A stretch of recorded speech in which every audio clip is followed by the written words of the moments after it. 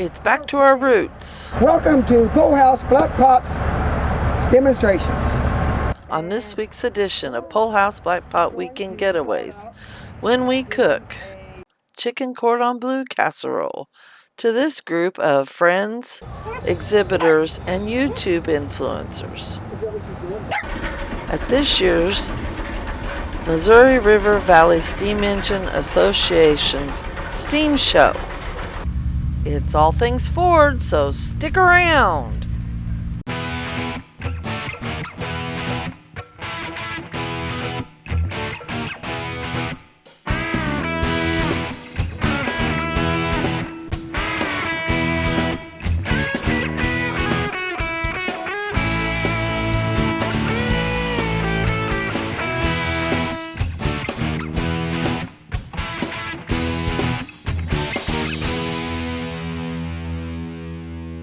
I think they're done, hon. Well, welcome back to another weekend getaway.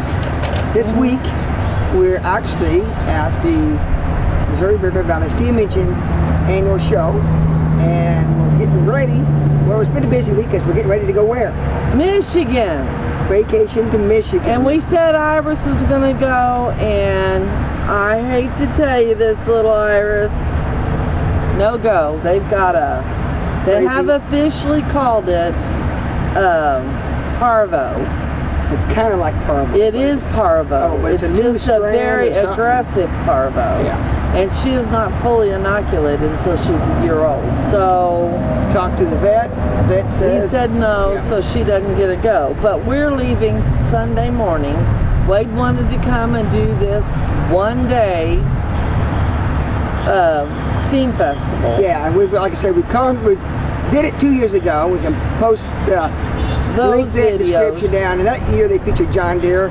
So we're not going to do a lot of the same stuff we've already done. We're going to do a little bit different and maybe show you a little bit of the Ford side. Because they feature different things every year. This year's Ford trucks, tractors, cars, and all that stuff. So, anyways, Thursday evening, like you said, and sorry, Interstate 70 is right behind us, so it's not very good for video, but it is great for if you want to come see this show. It's great access. But so tonight we're going to have some friends over that are YouTubers and fellow members of the Steam Engine Club, and we're going to do our part of the stuff. We're having kind of a potluck dinner, and we're doing Chicken Cordon Bleu Casserole. Now, whose recipe is this? I don't know, mine, isn't it? Yes. Okay, it's mine. I thought it was. But anyway, we'll get into it. It's a lot easier than doing the real. Well, we'll get into that here in a minute when we get ready to do the demo. But so it's going to be a little bit different because we're actually kind of doing the demo for the people, like we kind of did when we used to do showman demonstrations all the time. So it'll be a little bit form of a demo rather than doing it to you viewers directly. We're going to try to do it kind of a little bit off to maybe to our audience that are actually here. So we'll be right back with that and get supper started because it's starting to get late enough and we're all getting hungry. Yep. All right. Welcome to Pole House Black Pot Weekend Getaways. Or in this case, it's going to be Pole House Black Pots demonstrations. And tonight we're going to be making a dish called Chicken Cordon Bleu Casserole. Now, does everybody know what Chicken Cordon Bleu is? So, somebody didn't earlier, so we're going to clue you in. It is actually, the basic Chicken Cordon Bleu is you start with a chicken breast and you put a slit in it and you take some ham and some Swiss cheese, and you kind of roll it up together, shove it down in that chicken breast, and then you do like an egg wash, maybe a flour, then an egg, and then do like a cracker crumb or panko breading on top of that, then you fry it. So it's really nice and gooey and tasty on the inside, crunchy on the outside. So that's kind of the basis of what started this dish. So we're gonna start when the charcoal is heating up. We're actually gonna lay the Dutch oven on top so we've got nice heat, and we're going to fry. We're going to use a little bit of oil, and we're going to do, I melted 1 stick of butter. We're going to use about half of that here.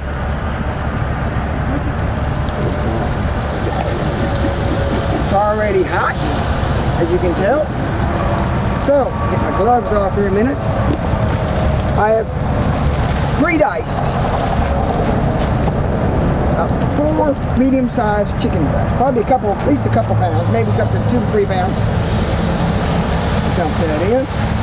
Let it cook, and got to be right back to the cut. Didn't get a wooden spoon.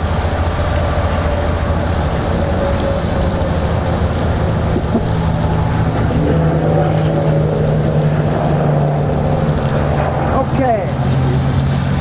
Gummer spoon. Now, this does not have to necessarily be fully cooked because we're going to bake it and it'll finish. So it'll be pretty close to being done though because I diced it in about 1/2-inch cubes. So we're going to spread out so I get good and cook in there a few minutes. And we don't need a lot of seasoning because we're going to use one main seasoning. And that is a blackened red fish. This is a blackening seasoning, actually Paul Verdome's flavored. We've used this a couple of times before on some of our other demonstrations. Pretty good. It's not real spicy, but it makes it a really good blackening dish seasoning. So, Irish over here got in trouble. So, we're going to go give them that. So a nice healthy amount, probably 2 tablespoons or so. That's the main seasoning in here. So we'll cook that a little bit more. I'm going to grab my gloves, make sure I don't tip things over. Everything's a little bit tippy on top of here while our charcoal is heating up. But what's great on top of here, I've done this before when we're actually making something and we're going to bake something. You can actually put that rack on top, put a pot of water on. You can actually have boiling water by the time your charcoal is ready to bake. So, not wasting any heat that way.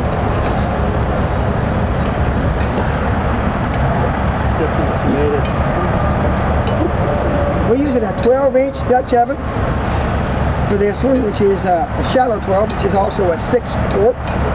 You want to use about a quart. Won't take long, another minute or so, and this is going to be browned up. Now, basically, when you get the chicken on pretty much white, it's probably just about done enough because by the time we get done baking it, it's going to be fully cooked. So, that's the chicken breast part of the Chicken Cordon Bleu Casserole. Got to cook this another tip.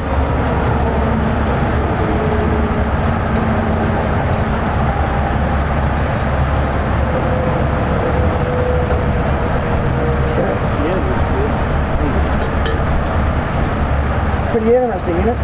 It is. That I used my barbecue rub that I use on my pork and ribs and stuff like that. So it's got a little bit of brown sugar and several different other spices. Just a tiny hit of quite a bit of black pepper, just a little bit of red pepper, so it gives a tiny bit of heat. It's supposed to be originally a smoked, dish, but it really doesn't need the smoke, I don't think. So, but I like the smoke. Yeah. The first time we did it in a smoker. It was good. I don't know if it's much different than this, but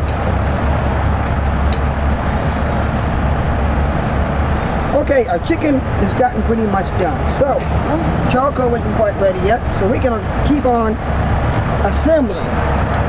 We need to get out of here Swiss cheese. If it's shredded, that's fine. You can shred alone if you want.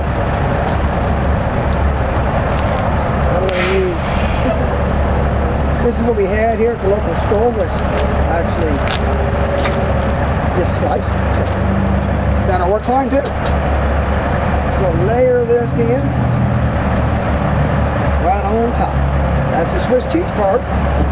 We got to have in, make a nice layer.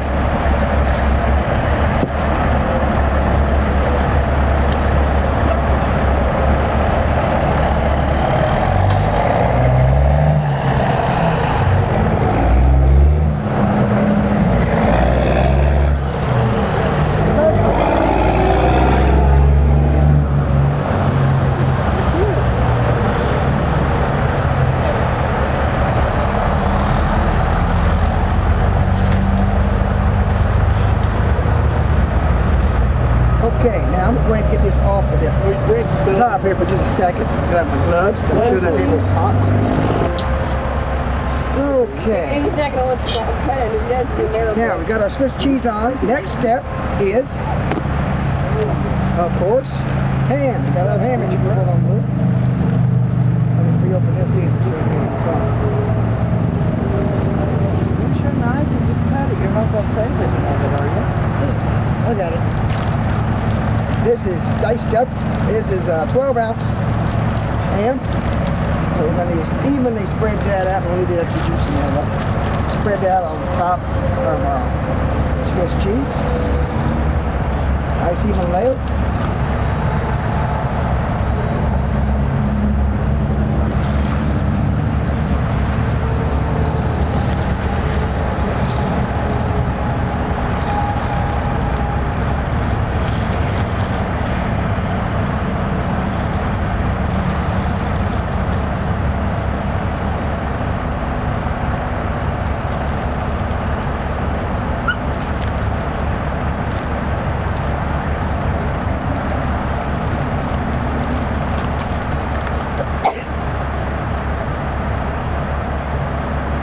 Okay, that pretty much is our ham layer. Now, so one more layer to go. Okay, this is actually 2 sleeves of butter crackers, like Ritz crackers or whatever, if you were brand loyalty, but this is, I think there's actually butter crackers if I remember correctly. And, see how hot that is? My handle's a little hot, so better not dig it up, we'll get burnt. The rest of our melted butter goes in. Not that hot, so I don't think it'll freeze it back, I hope not. Shake that up. And let's see. Grab some right here. The last step. Oh, it's over in the cooler. Hold on.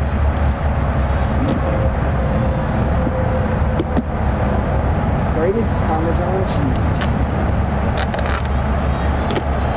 This is kind of supposedly the fresh kind. So if I can get it open, and we'll go to the spot here open.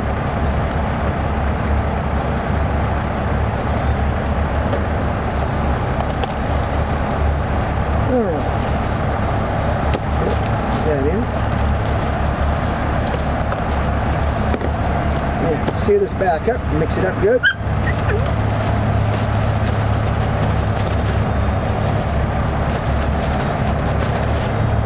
Okay.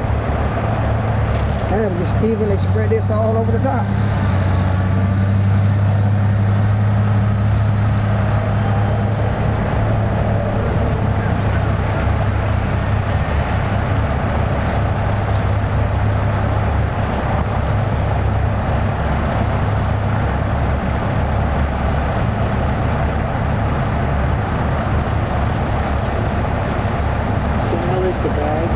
Yeah, go right ahead.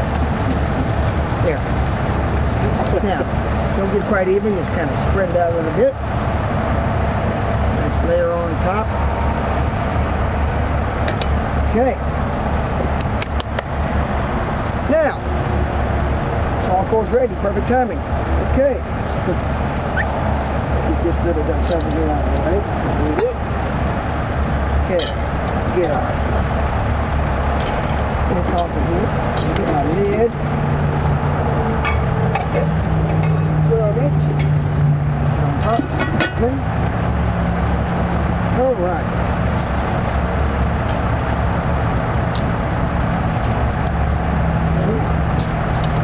Now, how are you cooking this, dear? This is being a baked dish, so we're going to do our normal, like we pretty much always do on baking anything, 30 pieces of charcoal. And if you've been watching and paying attention, that's 1/3, 2/3. So we're going to do a third on the bottom. We'll do about 10 on the bottom and 20 on top. So now when we're putting the charcoal on the bottom, we never put any charcoal in the middle because you will get a hot spot when you're baking. And then even if you rotate your Dutch oven to keep even heat throughout the whole cooking process, you're liable to have that hot spot in the middle and the center's liable to burn. So you always want to. I'm going to show Iris is here. If I can find her. There she is. And Joey's right behind. Wait. Okay, so I did ring around the outside bottom, of course, for baking. And then on top, we're going to do a nice full ring. And it's checkerboard pattern. Yep. And then we'll do about 4 here in the middle. And you need that extra heat on top because, of course, all that naturally hot air rises. So there's nothing to trap that air on top. So it just goes up where the bottom actually comes up and actually heats up the bottom of your Dutch oven. So therefore you get actually, quote, baking process and get the top brown along with the top. So everything is pretty much cooked. So it's going to take a max of about 30 minutes. We want the top to start getting kind of golden brown and everything heated through because we didn't cook the ham first, but it was a pre-cooked ham, so it should be good. So we're going to go ahead and set the timer 10 minutes and we'll rotate it like we normally want. About a total of 30-minute cook time. Supper should be ready. So hang on, we'll be back. Okay, it's been 10 minutes, so now we're going to rotate so we can get even heating all over the top. So if we're doing something like cakes or something, that's the best way to get a real even brown topping. So anytime we bake, we pretty much rotate. And we rotate by taking the whole Dutch oven, we go a third of a turn one way, and then we take the lid and we go a third of a turn in the opposite direction. And why is that, dear? To keep our even heat. Yeah. One, you want to keep even heat over the whole cooking time, and because there's lots of variables that could cause you to not have steady heat like in your basic oven at home. From the sun shining on one side, a little bit of a wind blowing on one side, or just not putting an even amount of heat distribution of your coals. There's lots of variables that can cause an inconsistent heat. So that's why we rotate every 10 minutes on about a 30-minute cook time. So we get done, we should have everything evenly brown, we hope. So, all right, 10 minutes, we'll come back and rotate them again. Okay, about the 20-minute mark. Put up the wind guard because it's a little bit of grease. And one bad thing of cooking and even is wind blowing. And your heat just blows out from under and off the top, so you don't get a very good yeah, and there's no oven out here to finish it off. And if you're doing a lot of wind, it really kills it because you get they burn real hot, real fast, and then they're gone real quick. They just disintegrate. So same idea. Third of a turn one way, third of a turn the other. Now, this is not a lot to this. I'm going to make sure it's not overcooking yet. So I'm going to check. Okay. Hey, we got to come in here with the camera and see what it's looking like. I'd say that's It's not too far from being done, is it? It's starting to brown. Yeah, it is. We'll give it a few more minutes, and then we'll be ready to serve it up and have supper. So we'll be back. Well, I think it's done. I smell it. Yep, it's been 30 minutes, so we're going to give it a check.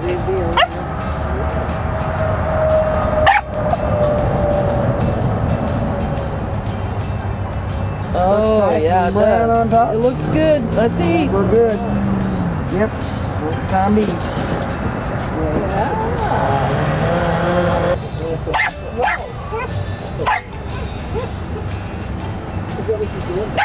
Thank you. A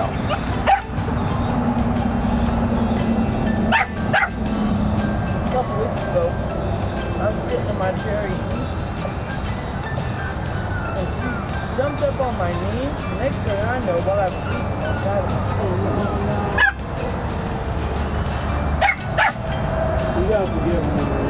Well, this ends Thursday's portion. Oh yeah. Fridays started off with a as the show began, featuring all things Ford. There's still the things you normally see at the steam show. like the barn, the Brady house, working exhibits like the blacksmith shop, rock crushing,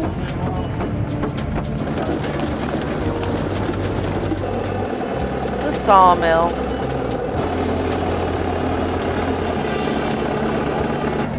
and hay baling.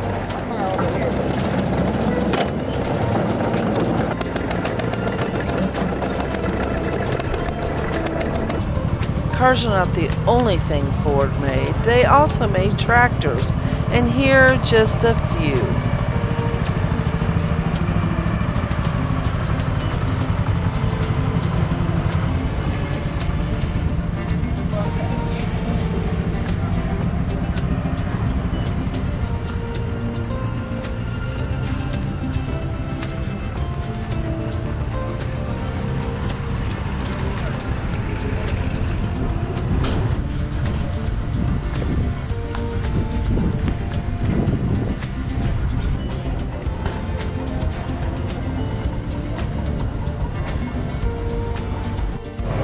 Believe Ford even made a combine?